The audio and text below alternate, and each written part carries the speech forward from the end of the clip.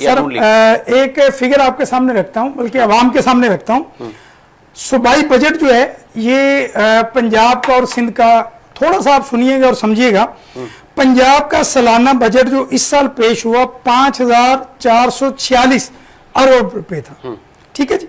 पंजाब की कुल आबादी जो हमारे महकमा शुमारियात वफाक का अदारा है, ठीक है, उसके मुताबिक 12 करोड़ 76 लाख नफूस पे मुश्तमिल है पंजाब की आबादी। ठीक है जी।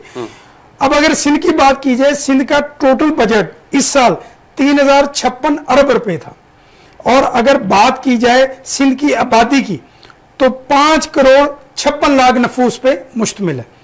अच्छा, अगर आबादी के तनासुब से हम खर्च करना देखें कि सिंध गवर्नमेंट फी कस एक सिंध के रहने वाले शहरी पे, डेवलपमेंट पे, किसी भी मद में कितना खर्च करती है, तो वो एवरेज बन रही है इस वक्त तकरीबन 55,000 फी का सालाना। अच्छा जी, अगर बात की जाए पंजाब की, तो पंजाब में क्योंकि आबादी ज्यादा है, तो फी का ये बन रही है तकरीबन 42,000, 42,650 रुपये। ठीक है।